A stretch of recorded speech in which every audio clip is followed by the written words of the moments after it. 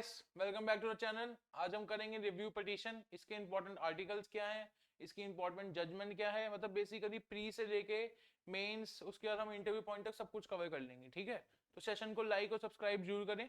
तो आइए फिर शुरू करते हैं। पहले हम जानेंगे रिव्यू पिटीशन होता क्या है। ठीक है, रिव्यू पिटीशन जानने से पहले हमें पता होना चाहिए अपील क्या होता है। अपील तो बेसिकली सबको पता ही होगा।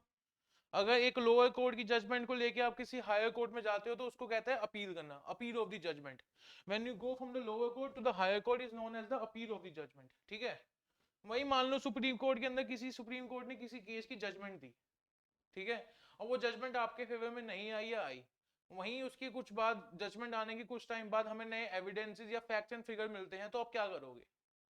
उस केस में लगाई जाती है रिव्यू पिटीशन। ठीक है, और रिव्यू पिटीशन कॉन्स्टिट्यूशन के आर्टिकल 137 के अंदर मेंशन है। ठीक है, अब देखें आर्टिकल 137 है क्या basically. Article 137 basically gives the power to the supreme court to review its on judgment. ठीक है, आर्टिकल 137 बेसिकली रिव्यू पिटीशन के बारे में बात करता है, जिसके अंदर सुप्रीम कोर्ट अपनी जजमेंट को रिव्यू कर सकता है। उसके बाद आता है आर्टिकल 145। ये दोनों एक दूसरे से बिल्कुल अलग हैं। जो आर्टिकल 137 है वो बेसिकली सुप्रीम कोर्ट को पावर देता है रिव्यू पिटीशन की, मगर जो आर्टिकल 145 है वो रिव्यू पिटीशन के रूल्स डिसाइड करता है। वो रूल्स भी सुप्रीम कोर्ट डिसाइड करता है, कॉन्स्टिट्यूशन डिसाइड नहीं करता। इसके अंदर खाली मेंशन है कि सुप्रीम कोर्ट रूल्स डिसाइड करेगा।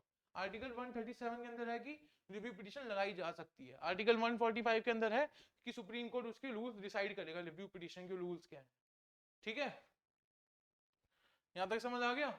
आगे चले, अब देखेंगे कि रिव्यू पिटीशन के रूल्स होते क्या हैं। सबसे पहला रूल ये होता है कि जो रिव्यू पिटीशन है वो जजमेंट आने के 30 डेज के अंदर आपको लगानी पड़ती है। मतलब कि जैसे आज 1 मार्च है, आज सुप्रीम कोर्ट का कोई जजमेंट आई तो आपको 31 मार्च से पहले पहले रिव्यू पिटीशन लगानी पड़ेगी सुप्रीम कोर्ट के अंदर। ठीक है, और दूसरा बात जो आती है कि सुप्रीम कोर्ट रिव्यू पिटीशन सुनेगी भी या नहीं सुनेगी, वो सुप्रीम कोर्ट के ऊपर डिपेंड करता है।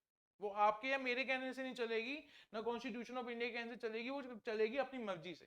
ये होगी discretion power of the supreme court. वो डिसाइड करेगी कौन सी प्री को एंटरटेन करना है या कौन सी प्री को नहीं सुनना। ठीक है, वो डिसाइड करेगा सुप्रीम कोर्ट खुद।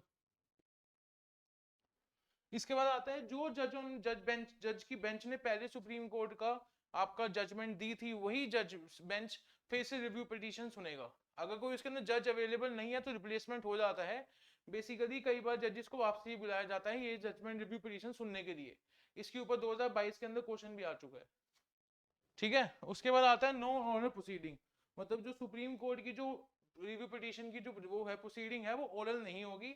उसके अंदर रिटर्न आपको देना पड़ेगा, रिटर्न ही आपको वहां से आंसर आएगा।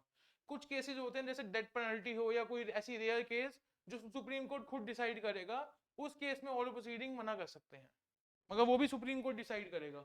एक और सुप्रीम कोर्ट की डिस्क्रिशन पावर। ठीक है, और इसके बाद आता है कि who can apply for the review petition. मतलब बेसिकली रिव्यू पिटीशन के लिए अप्लाई कौन कर सकता है?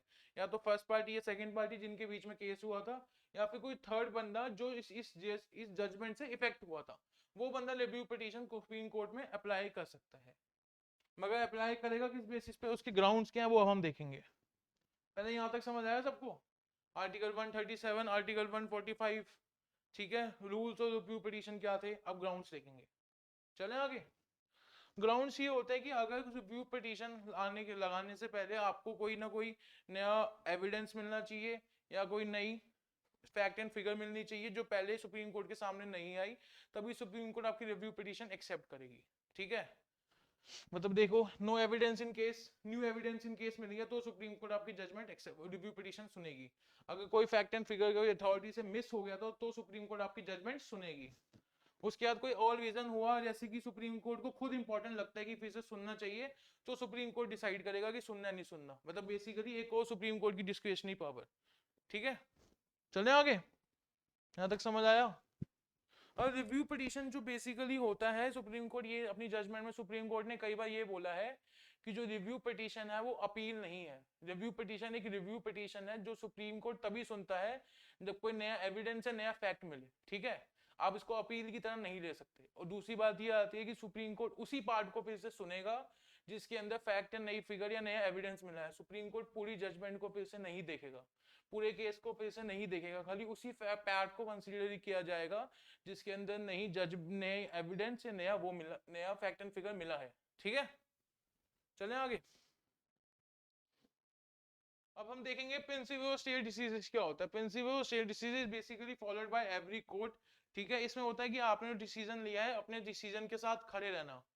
जैसे होता है ना, मैंने एक बार कमिटमेंट कर दी फिर मैं किसी की नहीं सुनता, वही चीज है प्रिंसिपल ऑफ शेयर डिसीजेस। ठीक है, ये मोस्टली इंडिया का हर कोर्ट फॉलो करता है कि जिसमें जो उसने अपनी जजमेंट दी वो अपने जजमेंट के साथ वो बेंच वो कोर्ट अपना खड़ा रहेगा। ठीक है, मगर जो रिव्यू पिटीशन है वो तो इसके ऑपोजिट है, क्योंकि सुप्रीम कोर्ट अपनी ही जजमेंट फिर से रिव्यू कर रहा है। समझ आया ना? तो बेसिकली जो प्रिंसिपल ऑफ शेयर डिसीजेस हो गया, ये एक रीजनेबल रिस्ट्रिक्शन है रिव्यू पिटीशन की।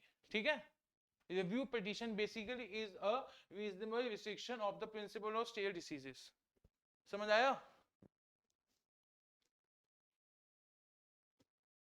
अब देखेंगे क्यूरेटिव पिटीशन क्या होता है। अगर आपकी सुप्रीम कोर्ट ने रिव्यू पिटीशन भी मना कर दी, रिव्यू पिटीशन के अंदर भी कोई चेंज नहीं हुआ, तो सुप्रीम कोर्ट ने एक नई पिटीशन अभी निकाली थी, क्यूरेटिव पिटीशन। ठीक है, ये नया कॉन्सेप्ट है, सुप्रीम कोर्ट ने अभी निकाला है। ये कॉन्स्टिट्यूशन ऑफ इंडिया के अंदर मेंशन नहीं है, सुप्रीम कोर्ट की खाली जजमेंट के अंदर मेंशन है। ये क्या है, कैसे है, ये अलग एक क्लास में देखेंगे, ये अभी के लिए इंपॉर्टेंट नहीं है, बस आपको पता होना चाहिए कि रिव्यू पिटीशन के बाद एक क्यूरेटिव पिटीशन की ऑप्शन भी होती है।